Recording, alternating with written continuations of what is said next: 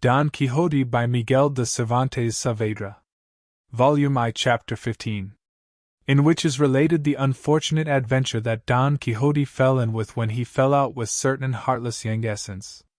Full size the sage Cid Hammond Benengeli relates that as soon as Don Quixote took leave of his hosts, and all who had been present at the burial of Chrysostom, he and his squire passed into the same wood which they had seen the shepherdess Marcella enter, and after having wandered for more than 2 hours in all directions in search of her without finding her, they came to a halt in a glade covered with tender grass, beside which ran a pleasant cool stream that invited and compelled them to pass there the hours of the noontide heat, which by this time was beginning to come on oppressively. Don Quixote and Sancho dismounted, and turning Rocinante and the ass loose to feed on the grass that was there in abundance, they ransacked the alforjas, and without any ceremony very peacefully and sociably master and man made their repast on what they found in them. Full-size Sancho had not thought it worth while to hobble Rocinante, feeling sure, from what he knew of his staidness and freedom from incontinence, that all the mares in the court of pastures would not lead him into an impropriety. Chance, however, and the devil, who is not always asleep, so ordained it that feeding in this valley there was a drove of Galician ponies belonging to certain Yanguas and carriers, whose way it is to take their midday rest with their teams in places and spots where grass and water abound, and that where Don Quixote chanced to be suited the Yanguesans' purpose very well. It so happened, then, that Rocinante took a fancy to disport himself with their ladyships the ponies, and abandoning his usual gait and demeanor as he scented them, he, without asking leave of his master, got up a briskish little trot and hastened to make known his wishes to them. They, however, it seemed, preferred their pasture to him, and received him with their heels and teeth to such effect that they soon broke his girths and left him naked without a saddle to cover him. But what must have been worse to him was that the carriers, seeing the violence he was offering to their mares, came running up armed with stakes, and so belabored him that they brought him sorely battered to the ground. By this time Don Quixote and Sancho, who had witnessed the drubbing of Rocinante, came up panting, and said Don Quixote to Sancho, "So far as I can see, friend Sancho, these are not knights but base folk of low birth. I mention it because thou canst lawfully aid me in taking due vengeance for the insult offered to Rocinante before our eyes." "What the devil vengeance can we take?" answered Sancho. "If they are more than 20, and we know more than 2, or, indeed, perhaps not more than 1.5? I count for 100, replied Don Quixote, and without more words he drew his sword and attacked the Yanguesans, and excited and impelled by the example of his master, Sancho did the same, and to begin with, Don Quixote delivered a slash at one of them that laid open the leather jerkin he wore, together with a great portion of his shoulder. The Yanguesans, seeing themselves assaulted by only 2 men while they were so many, betook themselves to their stakes, and driving the 2 into the middle they began to lay on with great zeal and energy. In fact, at the second blow they brought Sancho to the ground, and Don Quixote fared the same way, all his skill and high mettle availing him nothing, and fate willed it that he should fall at the feet of Rocinante, who had not yet risen. Whereby it may be seen how furiously stakes can pound in angry boorish hands. Full size then, seeing the mischief they had done, the Yanguesans with all the haste they could loaded their team and pursued their journey, leaving the 2 adventurers a sorry sight and in sorrier mood. Sancho was the first to come to, and finding himself close to his master he called to him in a weak and doleful voice, "Señor Don Quixote, Señor Don Quixote!" "What wouldst thou, brother Sancho?" answered Don Quixote in the same feeble suffering tone as Sancho. "I would like, if it were possible," answered Sancho Panza, "your worship to give me a couple of sups of that potion of the fiery blas, if it be that you have any to hand there. Perhaps it will serve for broken bones as well as for wounds." "If I only had it here, wretch that I am, what more should we want?" said Don Quixote. "But I swear to thee, Sancho Panza, on the faith of a knight-errant, ere 2 days are over, unless fortune orders otherwise, I mean to have it in my possession, or my hand will have lost its cunning." But in how many does your worship think we shall have the use of our feet? Answered Sancho Panza. For myself, I must say I cannot guess how many, said the battered knight Don Quixote. But I take all the blame upon myself, for I had no business to put hand to sword against men who were not dubbed knights like myself, and so I believe that in punishment for having transgressed the laws of chivalry the god of battles has permitted this chastisement to be administered to me, for which reason, brother Sancho, it is well thou shouldst receive a hint on the matter which I am now about to mention to thee, for it is of much importance to the welfare of both of us.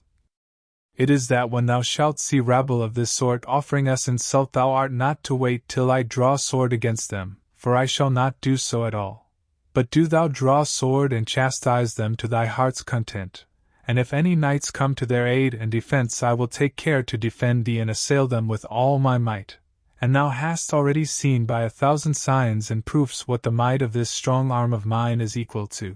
So uplifted had the poor gentleman become through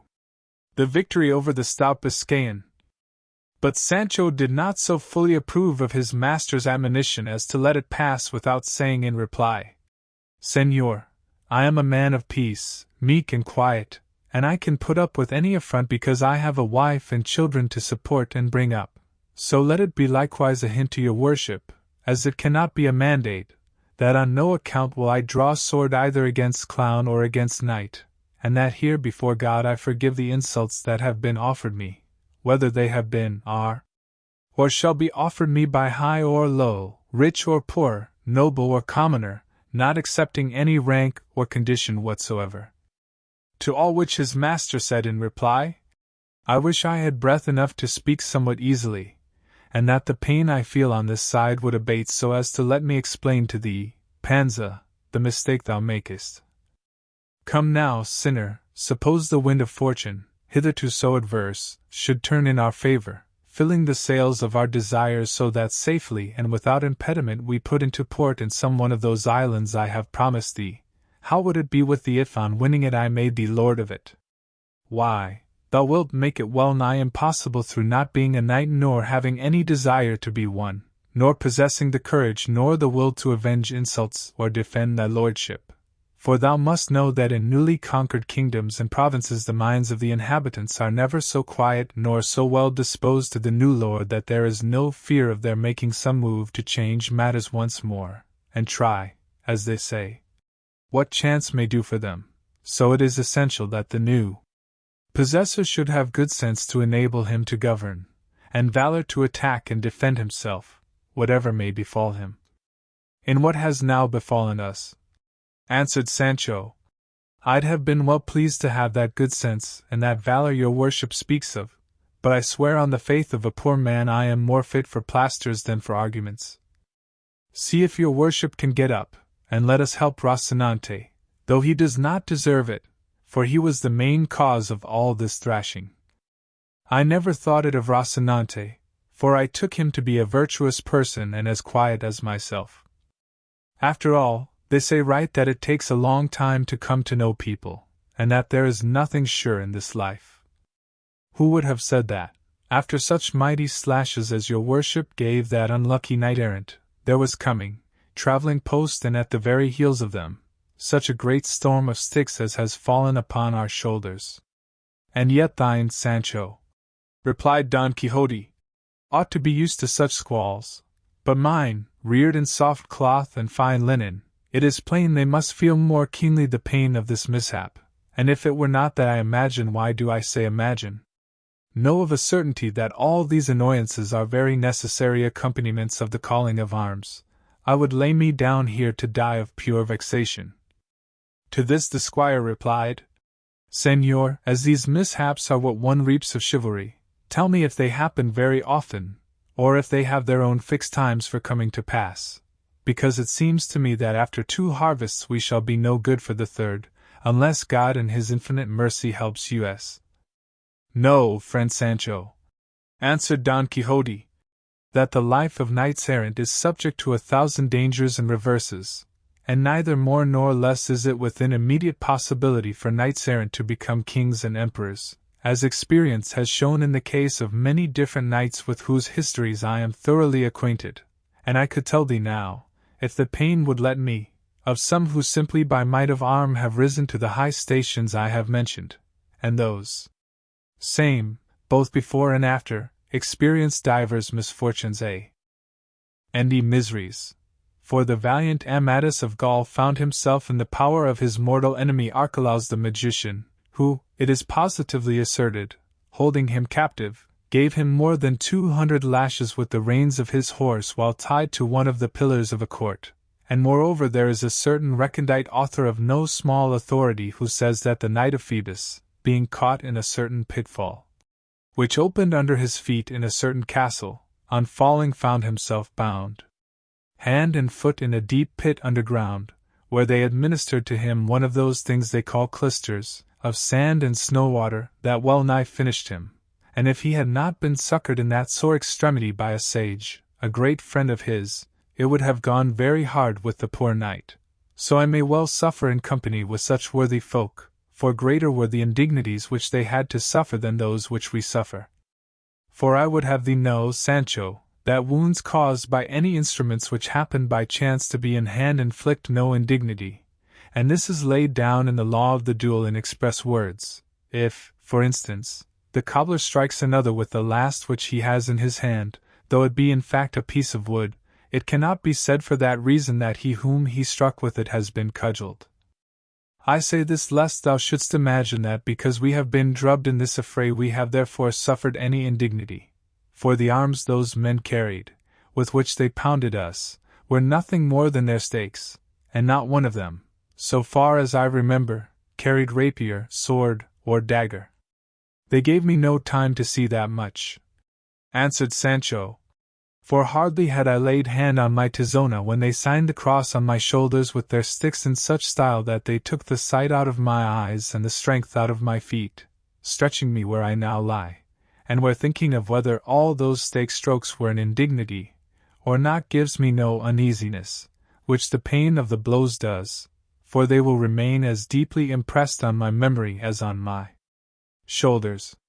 For all that let me tell thee, brother Panza, said Don Quixote, that there is no recollection which time does not put an end to, and no pain which death does not remove.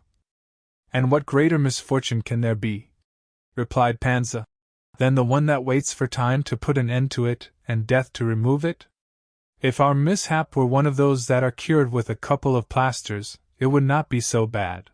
but I am beginning to think that all the plasters in a hospital almost won't be enough to put us right. No more of that, pluck strength out of weakness, Sancho, as I mean to do, returned Don Quixote, and let us see how Rocinante is, for it seems to me that not the least share of this mishap has fallen to the lot of the poor beast. There is nothing wonderful in that, replied Sancho. Since he is a knight-errant too, what I wonder at is that my beast should have come off scot-free where we come out scotched. Fortune always leaves a door open in adversity in order to bring relief to it, said Don Quixote. I say so because this little beast may now supply the want of Rocinante, carrying me hence to some castle where I may be cured of my wounds. And moreover I shall not hold it any dishonour to be so mounted, for I remember having read how the good old Silenus, the tutor and instructor of the gay god of laughter, when he entered the city of the 100 gates, went very contentedly mounted on a handsome ass. It may be true that he went mounted as your worship says, answered Sancho, but there is a great difference between going mounted and going slung like a sack of manure. To which Don Quixote replied, wounds received in battle confer honor instead of taking it away, and so, friend Panza, say no more, but, as I told thee before, get up as well as thou canst and put me on top of thy beast in whatever fashion pleases thee best, and let us go hence ere night come on, and surprise us in these wilds. And yet I have heard your worship say, observed Panza, that it is very meet for knights-errant to sleep in wastes and deserts, and that they esteem it very good fortune. That is, said Don Quixote,